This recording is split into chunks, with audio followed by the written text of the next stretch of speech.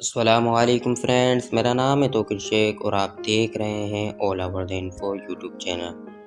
دوستو آج ہم کرونا وائرس کی ایک نئی ریسرچ کے بارے میں جانیں گے۔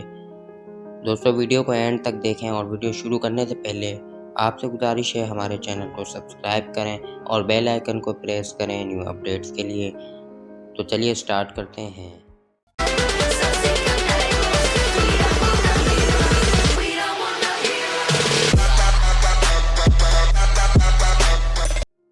چمگادڑ سے پینگولین تک کرونا وائرس ہم تک کیسے پہنچا؟ چین میں کرونا وائرس کی نئی قسم کے پھیلاؤ کی وجہ چمگادڑ کے گوشت کو قرار دیا جا رہا ہے۔ اب ایک نئی ریسرچ میں بتایا گیا ہے کہ یہ وائرس چمگادڑ سے پینگولین کے ذریعے انسانوں میں منتقل ہوا ہے۔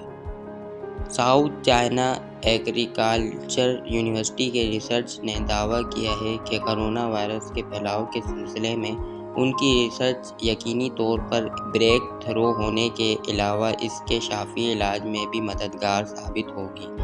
چینی محققین کا دعویٰ ہے کہ اس وائرس کا ڈی این اے پینگولین سے حاصل ہونے والے وائرس کے ساتھ 99% مشابہت رکھتا ہے۔ یہ امر اہم ہے کہ پینگولین دنیا میں وہ واحد دودھ پلانے والا جانور ہے جس کے بدن پر اسکیل ہوتے ہیں۔ یہ زمین میں مورچہ نما گرہ بن کر رہتا ہے۔ اس کی من پسندہ خوراک چونٹیاں ہیں۔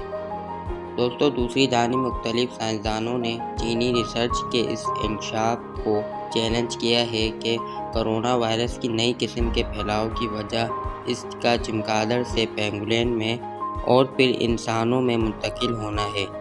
برطانوی کیمبرج یونیورسٹی کے حیوان و ادویات کے شعبے کے محقق چیمبرز وڈ نے چینی دعوے کو قبول کرنے سے انکار کر دیا۔ ان کے خیال میں ابھی یہ تحقیق اپنی منزل سے بہت دور ہے۔ پینگولین میں وائرس کی افزائش اور انسانوں میں منتقلی کی ریسرچ نامکمل ہے اور اسی لیے ابھی تک شائع نہیں کی گئی۔ پروفیسر جیمز وڈ نے پینگولین کے حوالے سے چینی یونیورسٹی کے بیان کو ایک سائنسی ریسرچ ماننے سے انکار کیا ہے۔ کیمبرج یونیورسٹی کے محقق کا یہ بھی کہنا ہے کہ معاذ ڈی این اے کا ملنا مناسب اور مکمل شواہد قرار نہیں دے جا سکتے۔ چینی ریسرچ کا خیال ہے کہ کرونا وائرس چمگادڑ سے پینگولین میں کسی دوسرے جانور کے ذریعے منتقل ہوا ہے۔ ابھی ممکنہ جانور کی تلاش جاری ہے۔ بعض کا خیال ہے کہ کسی مردہ چمگادڑ کے گوشت کو چیونٹیوں نے چٹ کر لیا تو وہ کسی گزشتہ پینگولین کا نشانہ بن گئے اور یوں منتقلی ممکن ہو سکتی ہے۔